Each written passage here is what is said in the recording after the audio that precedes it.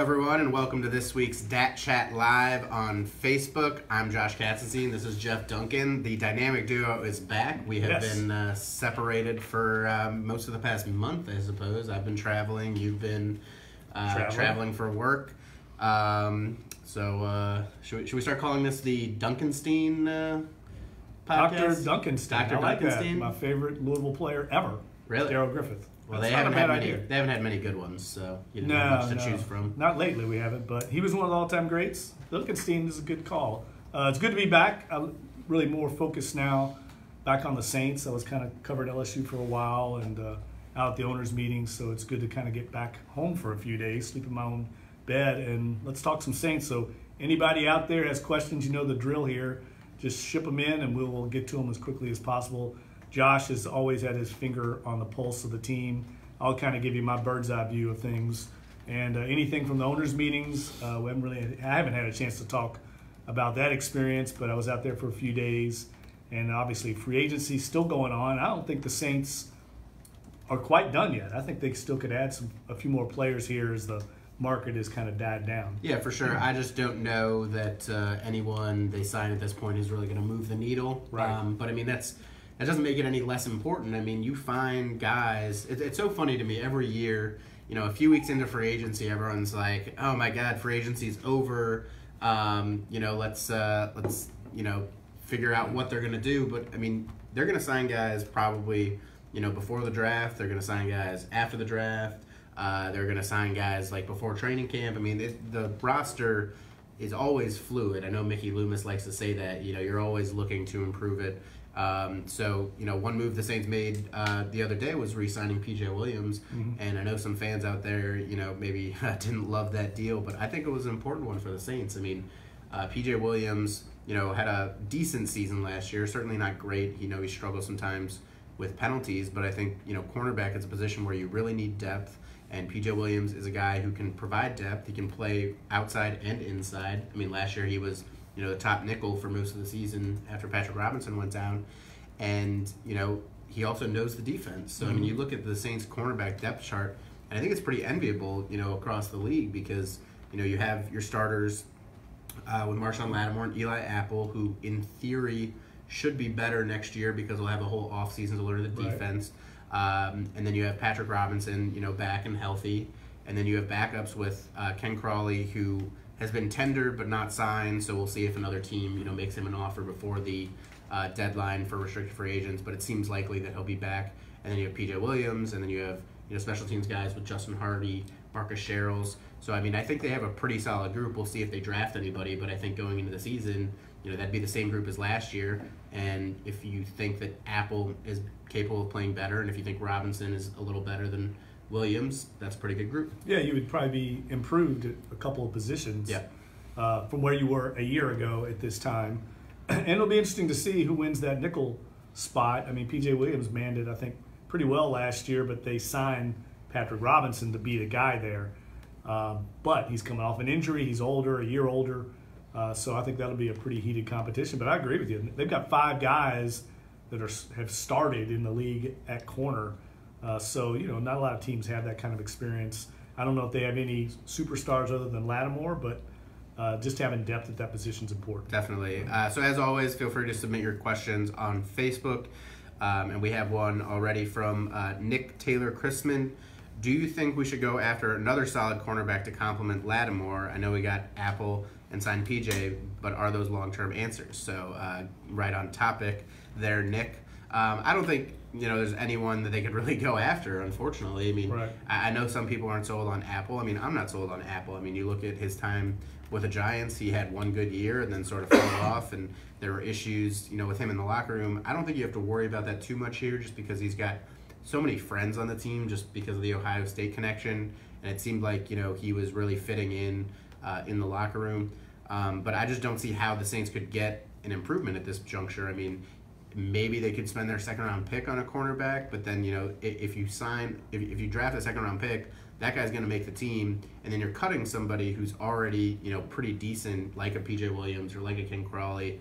So, I mean, it could happen, but I don't think that, even if they take a second-round pick, that guy's going to start right away. And at this point of free agency, I don't really think there's anyone else out there who would be better than Apple. And what was the deal for PJ? So it's 1 year. So that is one reason to think that they could definitely draft somebody. So here's the answer to the long-term question. Eli Apple has this year on his deal and then his 5th-year option, which I think the Saints will probably pick up. I mean, I think when you trade for a guy, you sort of envision that he'll be here. It makes it a lot more valuable of a trade for them if they pick up that 5th-year option. So you think Apple will be here for 2 more years. They have Lattimore under contract for 3 more years. So, even if the backups, aren't under contract that long, I think, it would surprise me if they use that 2nd-round pick. It wouldn't shock me, but I think, they're probably pretty well set at cornerback. But it's 1 year, $5 million? Is that what it was? That's what was reported. But it's always tough. That seems like a lot to me. It does seem like a lot. But my point is, whatever it is, if it's $4 million or until we see the real numbers, they already have. Say it is $5 million. Say that report's accurate. Yeah. That would be $20 million in cap space allotted to the cornerback position for this season alone. That's a lot of allocation to one position. In order to add another position, right, another player, I just can't see them do it. I mean, that's how GMs put together their roster. They look at how much money they have devoted to each position. For them to have Robinson, Lattimore, Apple, Crawley, Justin Hardy, P.J. Williams, and even Marcus Sherrills, technically, I know he's a return specialist, but he's a corner by trade. I think it'd be difficult for them to add any more to that. Right. The same thing is the way I look at defensive tackle. A lot of people keep asking, well, Dominican Sue's out there. Would they add him? You've got already a lot of money devoted to the defensive tackle spot because you brought in Malcolm Brown, you signed Mario Edwards Jr., and then you've got Rankins coming back as well as Onyemata and Stallworth. That's a lot already devoted to the defensive tackle spot. You can't set your roster that way. You got to kind of devote different shares of the pie to different positions. Jason Santana asked, do the Saints have any assets left to move up in the draft? In theory, they do. I mean, they could, move. I mean, you think about the way they got Alvin Kamara. They traded a future 2nd-round pick to get a 3rd-round pick. And, I mean, they could still do that. I mean, if they want to trade, pretty much the way the draft scale works is that if you are trading for a pick this year, you have to bump it up a round for the next year. So if the Saints really want to get, higher into the 2nd round, I mean, maybe they could package this year's 2nd-round pick and next year's 2nd-round pick, or if they just want to get a pick straight up, they could trade next year's 1st-round pick. Now, I obviously wouldn't recommend doing that, but if there's a player that they feel really strongly about, Jeff Ireland has said that, and Mickey Loomis and Sean Payton obviously feel the same way, that they have no problem being aggressive and pursuing that guy. So whether it's trading a player on the current roster, which I don't know that they would do, I don't think the hard thing about the NFL is that there's so few player trades because for the most part, a player on a team is more valuable to that team than he is to another team. Does that make sense? Because of different system. Different system, different fit, different vision, and then, the contract situation. I know a lot of people were like, why don't they trade Andres Pete? Well, it's like, because the Saints are the only ones that really, were committed to giving him that $9 million 5th-year option. And to the Saints, he's more valuable because he can play left guard and he can kick out to left tackle if Teron Armstead gets hurt. So I do think there's a chance they trade up, but I think, and partly because they might just get impatient, I mean, they have to wait to the 62nd pick in the draft. I mean, that's going to be a long wait. Yeah, and I would say it might be more likely they trade down and pick up an extra pick just because they don't have very many picks this year. I would say that would be more likely than them trading up. But we all know that Sean Payton is aggressive and impulsive at times.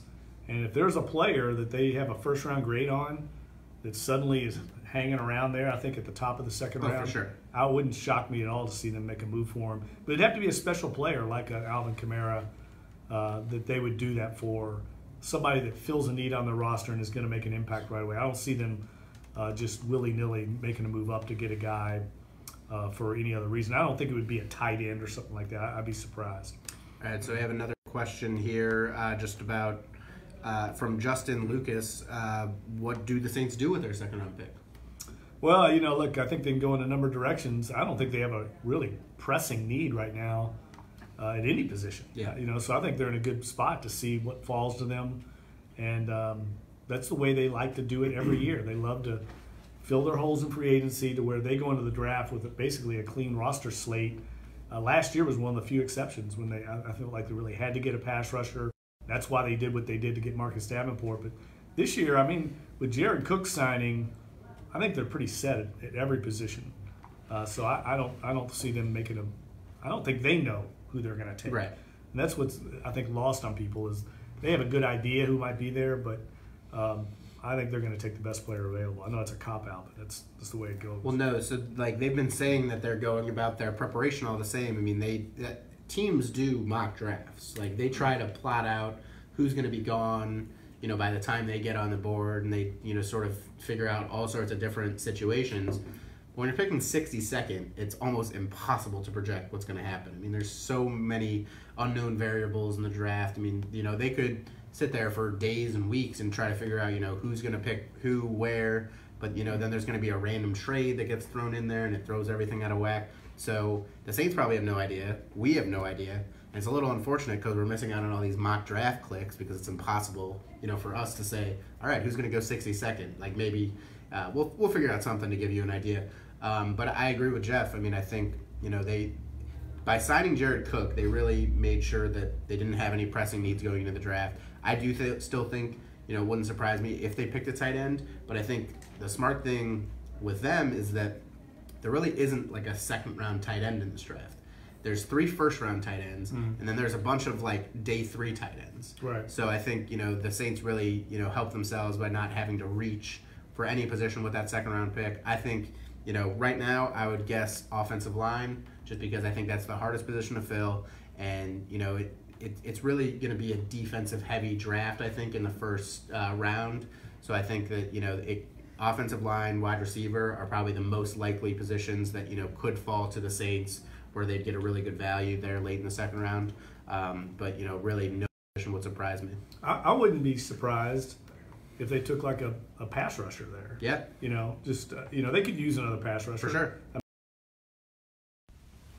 And we're back. Sorry again for the technical difficulties. I'm Josh Katzenstein. This is Jeff Duncan. We will pick up right where we left off, which was talking about wide receivers.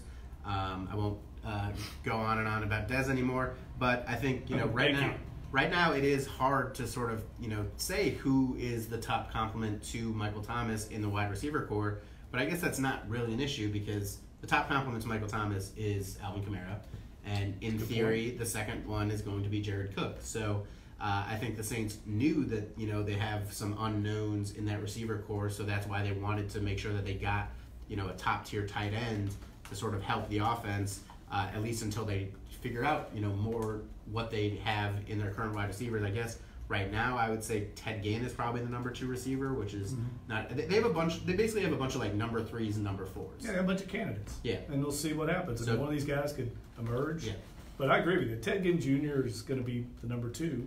Yeah, until somebody beats him out. Right, until Traquan Smith proves that he can be better than Ginn consistently. I think Ginn right now is the number 2 just because of how frequently the Saints use that, you know, go route guy, you know, in that role, that speed role.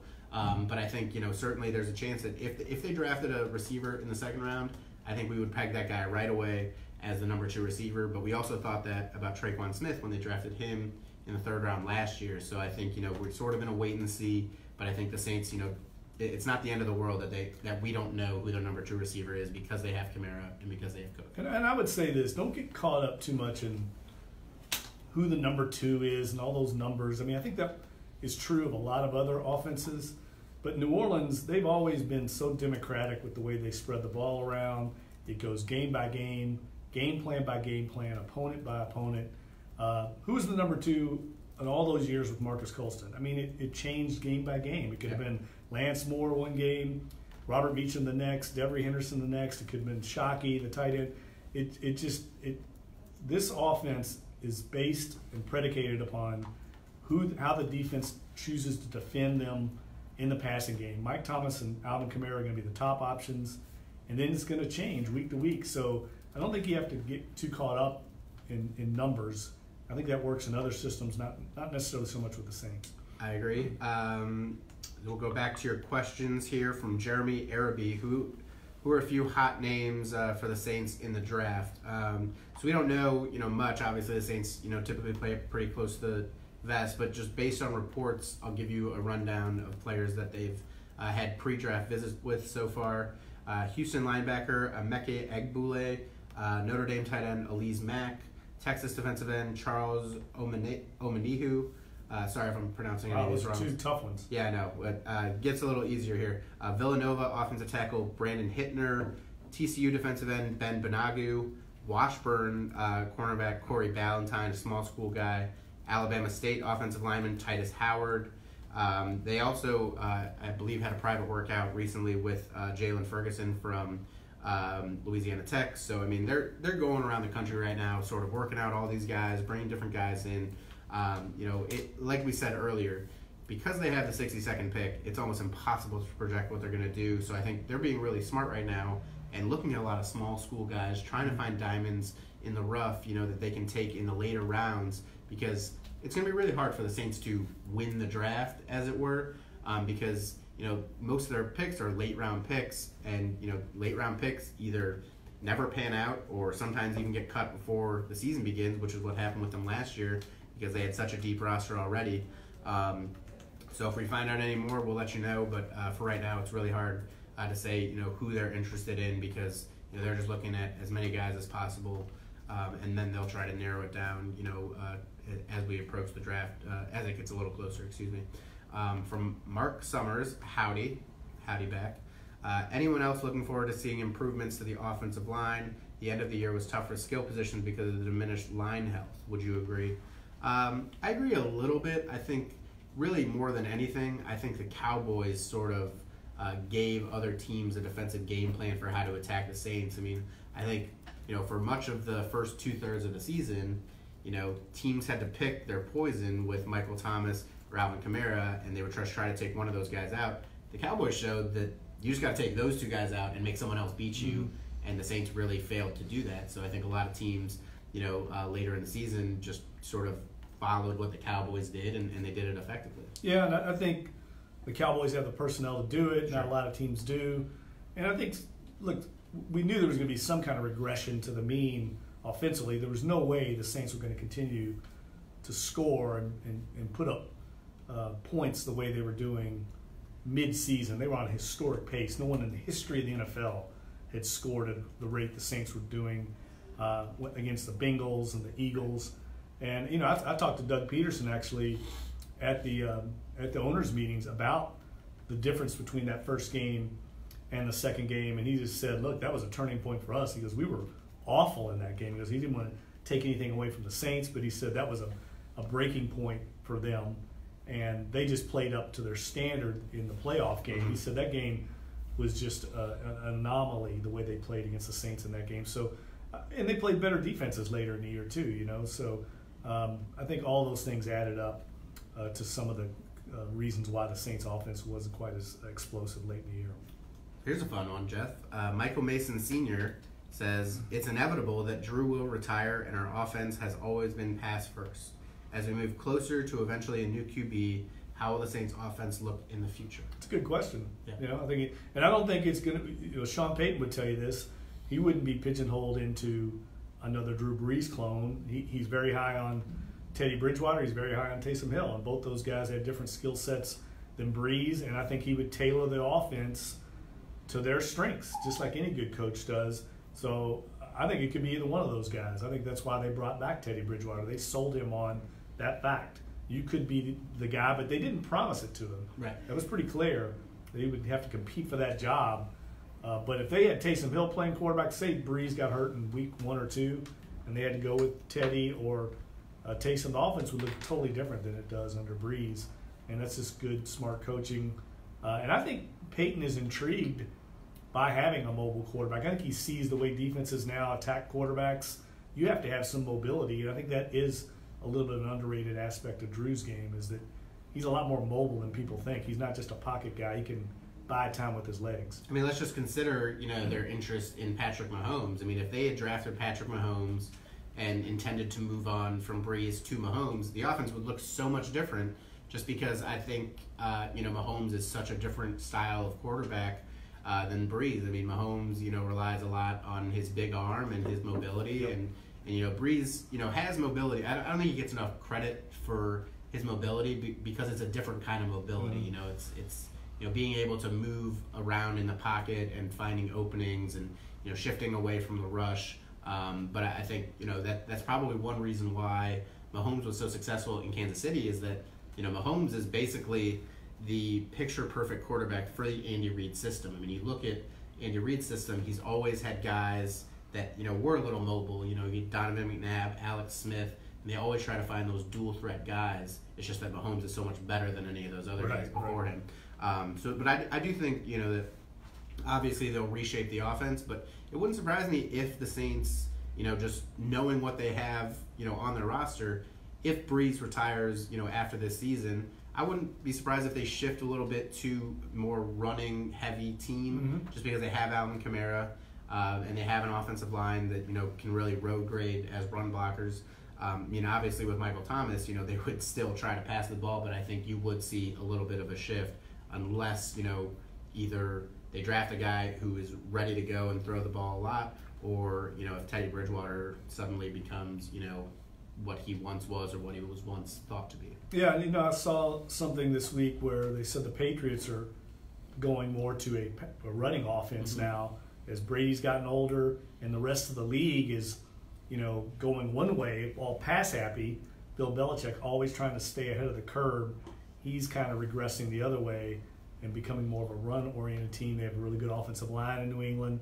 Maybe the Saints do that, and I could see them doing it, especially if they find a good young running back in this draft, which I think they will, whether it's in the draft or in the undrafted ranks. I think they'll add a rookie running back to the mix that can complement Kamara, and I could see them continue to do what they did with Ingram and him, running the ball and continuing to control the clock through the short passing game as long as Breeze is here.